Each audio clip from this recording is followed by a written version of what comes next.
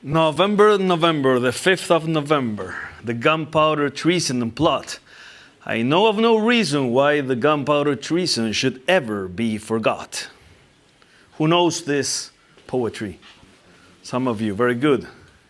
So something very important happened in November 5th of the year 1605 with Mr. Guy Fawkes and all the rebels who fought against tyranny. So it's a very important date, and that was the date that I chose to present my new book, the Austro-Libertarian Manifesto. But before we enter in matter, I would like to thank you. My name is Pol Victoria. I come from Madrid, Spain, and I live there, and I'm very pleased and happy to be here among all of you. I thank you very much for allowing me to be a speaker here. And thank you, all the assistants. And thank you for all the heroic, I'm sorry, I'm going to take off my hat because we should give the conference without the hat, I'm sorry. And mainly for all the heroes that have come to claim this territory and to try to build a new and free country. So I'm very grateful for all your work on all these years. And now I am happy to join you and to help you to this same cause. So it's not only happiness, but an honor for me. So, thank you. So returning to November 5th of 2019, well, I wrote the book in 2018. I became a libertarian in 2016. Like when I was young, I was a lot of other things like Marxist and fascist and a lot of things. And then I finally became to be a convinced libertarian in 2016. And then 2 years later, in 2018, I evolutionized to austro-libertarian, who has a little bit of difference, but is in the same line. And I wrote this book 2 years after, in 2018, and I published it in 2019. And I presented it the 5th of November as a symbolic date. And it's not only a symbolic date to the past, but it's also to the future, because important things will happen on November 5th. It's a secret, but I will get this prophecy before all of you, so that you know in advance. So I wrote and presented this book on this date. It was a very, very happy day for me. Here I am before the presentation in a room like for 200 or 250 people. And here I'm reading the book before I made the presentation. And these are the books. I sold that day like 250. It was the first public event, and it was very, very successful. I would like to tell you a little bit about what is inside. I wrote first, the first part is about principles. All the principles that sustain the austro-libertarian thought, and what is austro-libertarianism, and the economic issue, the political issue, the philosophical issue, the ethic issue, all that. And I explain all the principles, very well explained, and very like not for high academics, but I made it on purpose that anyone, any middle-class citizen could read it, understand it, and enjoy it. It's very, very easy and fun to read. And after that first part of principles, then comes a second part that is more not theoretical but practical. And I take those principles and I apply them to reality. How could it be an austro-libertarian society? Which characteristics would it have? And I put a lot of examples and a lot of situations that involve all the law, the economics, the politics, the ethics, everything. So it's very, very complete. There's a chapter that is called the Republic of Live and Let Live, as the lemma of Liberland. And it's very detailed and very fun, like how is that society organized. And I'm very, very honored of writing like all those details. And then there's a third part which is called dilemmas. So I put like the dilemmas of thought and of social organization, and I explain like all what you have to choose between austro-libertarianism or any other option, and all the advantages that we have.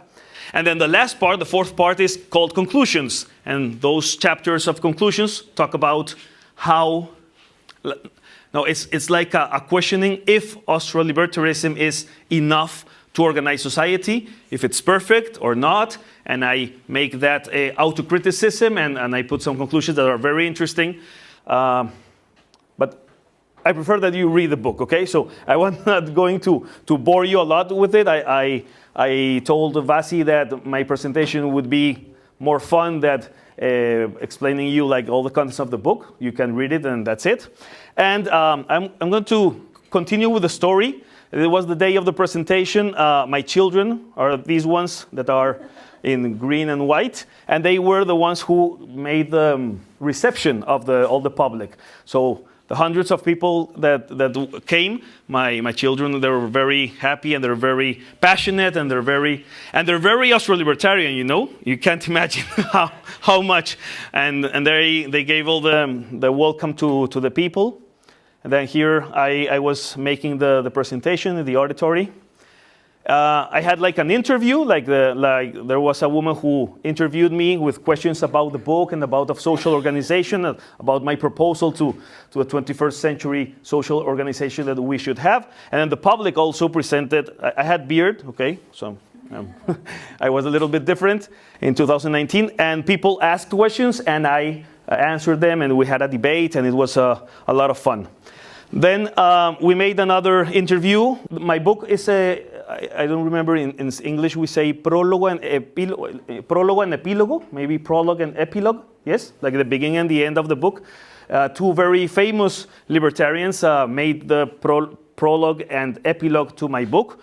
One of them is Brecht Arnaert. Maybe some of you know him. He's a very famous libertarian in Netherlands and Belgium, and he's a great intellectual, so he also made some speeches. And the public was very, very happy with him. And then after Brecht, it should come Jesus Huerta de Soto, which is my master in Austrian economics. He's very famous in the Austrian economics world. And to give the speech. But that is not Jesus Huerta de Soto. That is Isabella Victoria, my daughter, who, because Jesus Huerta de Soto couldn't come, she read the epilogue in the name of Jesus Huerta de Soto to 200 people. You know, she was very brave, with 9 years old, and she made all the lecture. It was beautiful. And then my family came, and it was not a normal book presentation that everyone is sitting down and everyone is bored. No, there was a very, very fun presentation. All the family came. All the family spoke to the public. They were very, very committed for our cause. And they even sang, you know, we sang because I composed a hymn, a libertarian hymn in Spanish. And we all sang, and we put the people to sing, you know, the 250 people singing, and even the socialists that were sitting there, they sang the libertarian hymn. So it was beautiful. It was so fun. It was a party, you know. There's all these explosions, and it was a totally different presentation of the normal things, and we did a party with it. So afterwards, I signed all the books, which, you know, the hand gets damaged for 200 signatures and names and all that. And then I had a dinner with my intimate team, who were the ones who helped me to organize all the event, and my team that helped me in a lot of things. And we made a brindis. How do you say brindis in Serbia? Nazdarovia. Shiveli. Okay, Shiveli. So we made all the toast and a private dinner after the event. It was beautiful. It was one of my best days in life.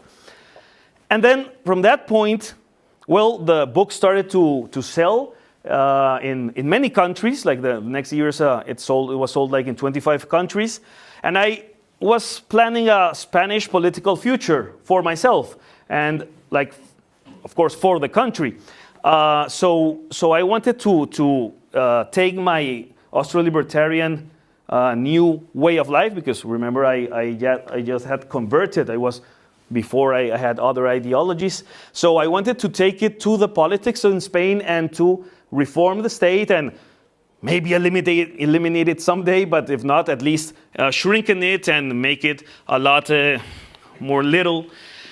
And that was my my focus. The years before I had helped a political party in Spain to rise, and it was nothing, and then it became something. It became popular, and it became to have votes, and I was there helping the political party, and I was like thinking about 4 years later in 2023 to be a politician myself and to be a parliamentary, and I had like all planned to that objective, and okay, let's take the ideas of liberty to Spain and reduce the state, and let's make people more free.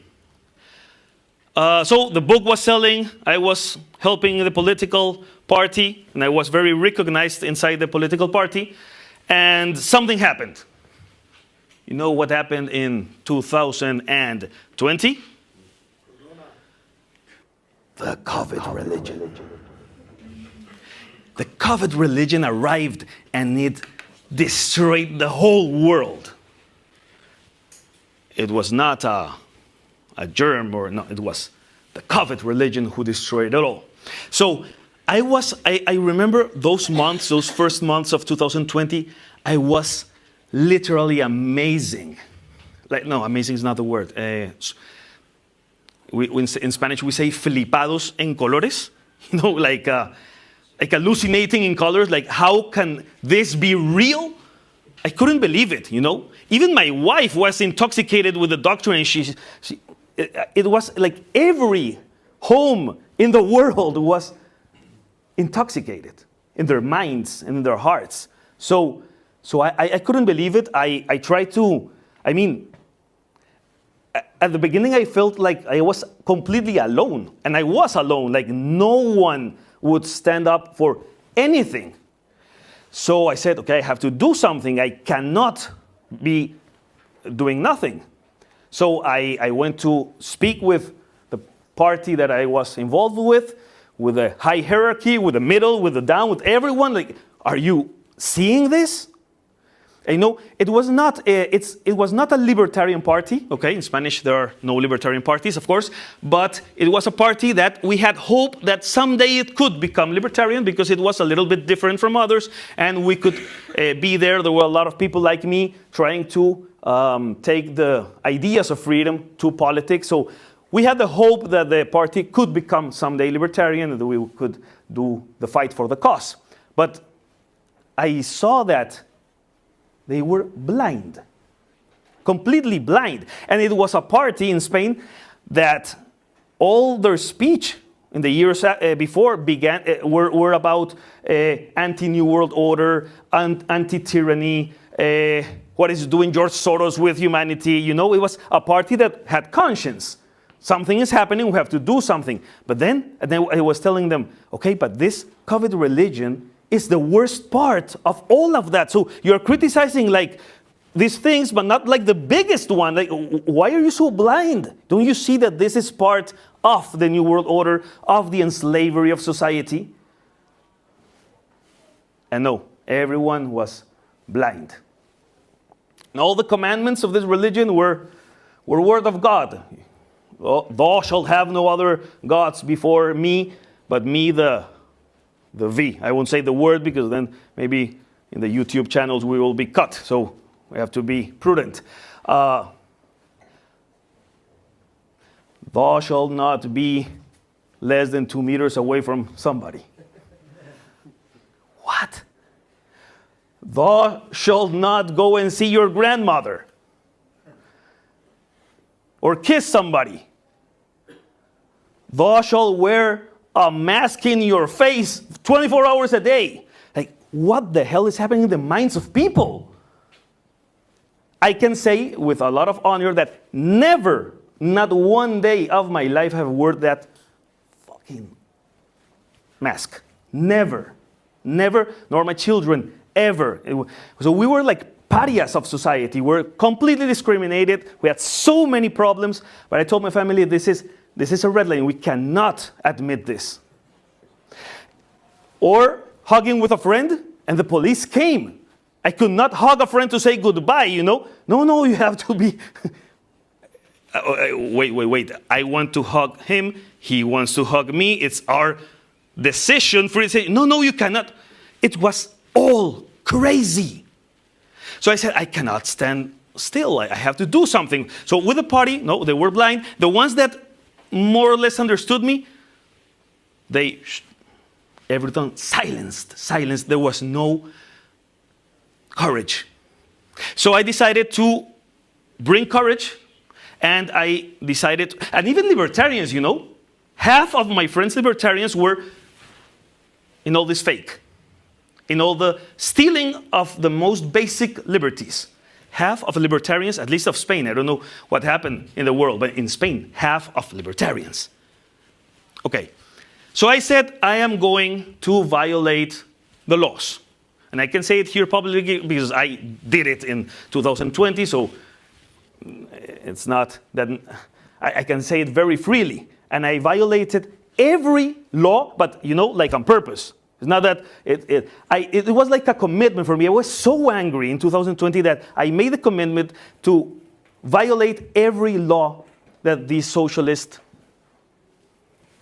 took to the country. And even if like it was, I don't know, let's say a law that you cannot, because another commandment is, thou shalt not go outside after 10 p.m. but before you can, but it was so absurd, it was anti-intelligent. So I said, okay, if I cannot be at midnight in the street, and I cannot be without a mask, and I will do those things at the same time. So I was in the streets at midnight with music, dancing in the street. Like, please, somebody arrested me, you know. But at the beginning, it didn't happen. But afterwards, well, no, and I have to tell you something else. So I said, okay, I need to found a new country, and I will call it Liber Victoria. And that is my house in its garden. It's 2,000 square meters. And we made a ritual with the family, and we invited friends, and we said, our house is a new country. We make a ritual of independence from the Spanish state, and we live here in a free and sovereign country.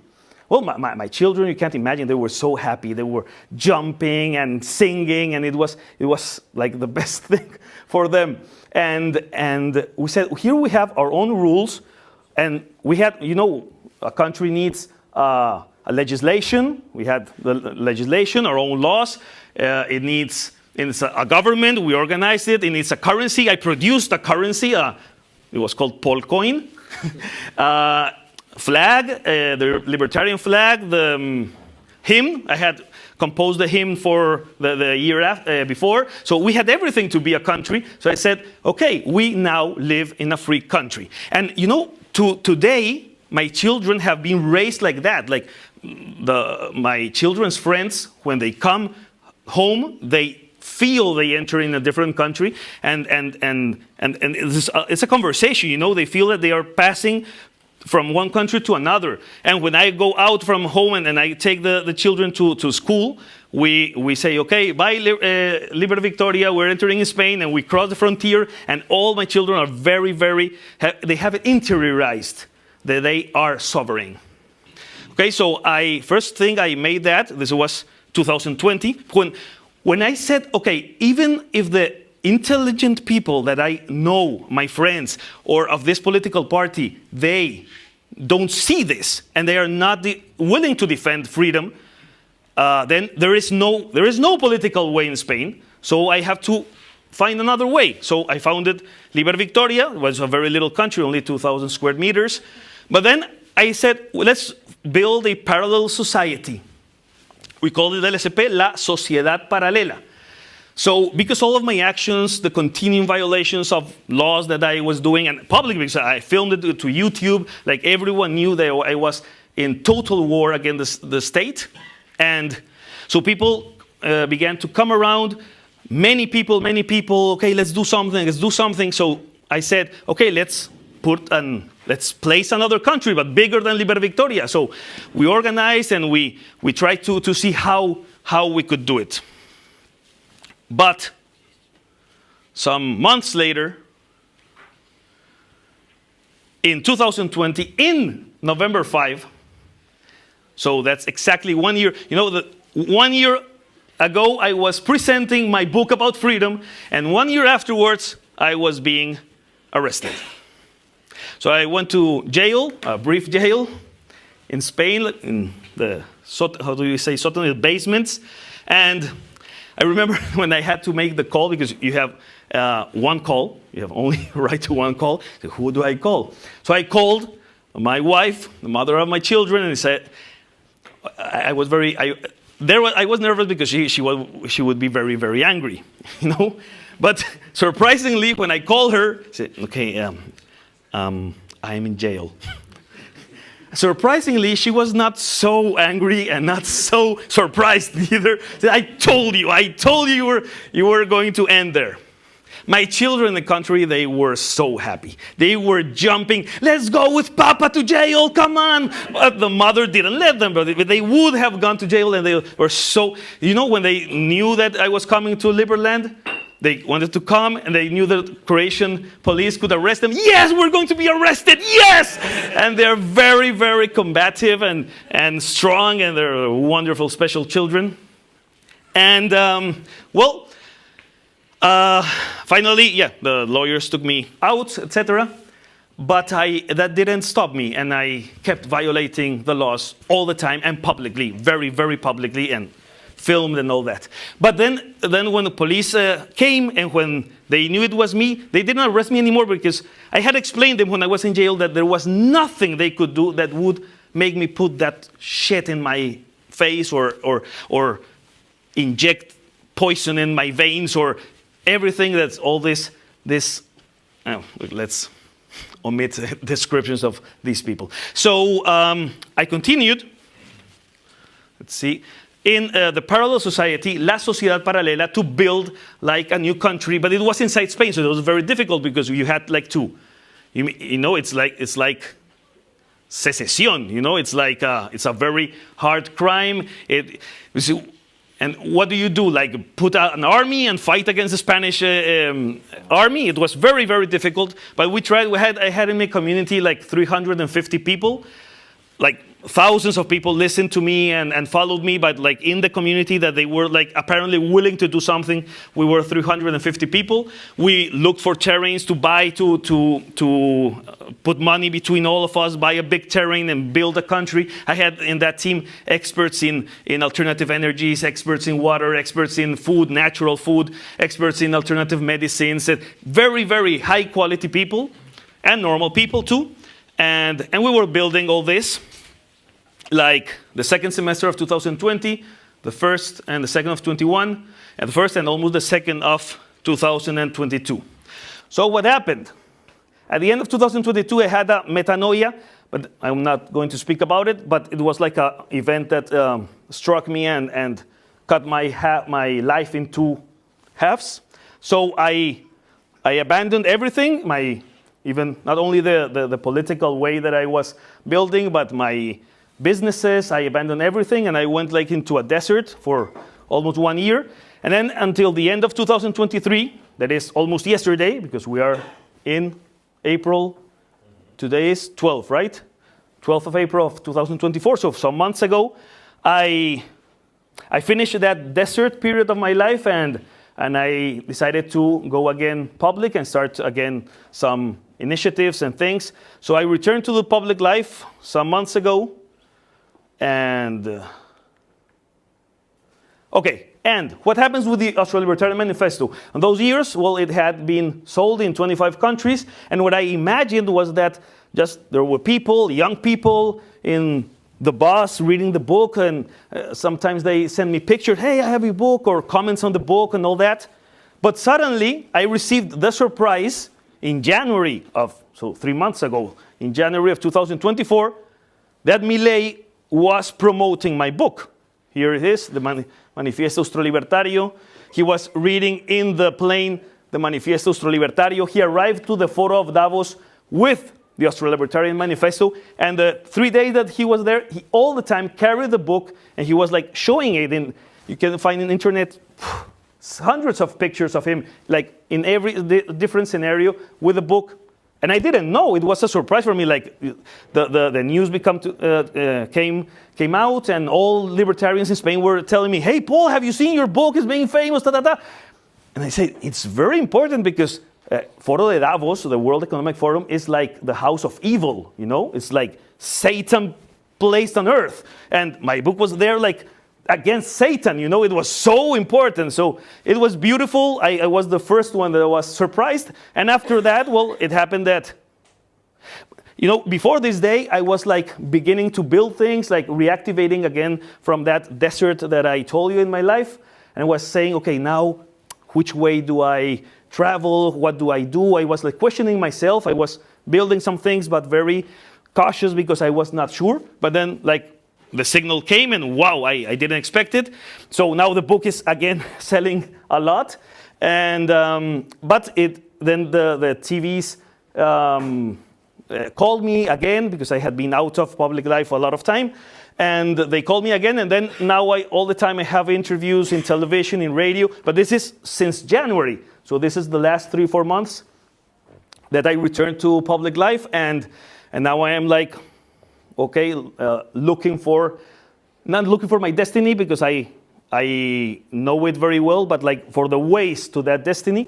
So I'm in all this new struggle, but it's a different struggle because I now have another point of view. I think that now I don't want to build an army and destroy the other armies. I think that is a mistake. Now I think that we have to do a battle of love, and all our battle is based on love and in giving a good example. And we have to be, let's say, martyrs about from the tyrannists and socialists that are continually oppressing us. So now I have a totally different point of view since the metanoia I received in 2022.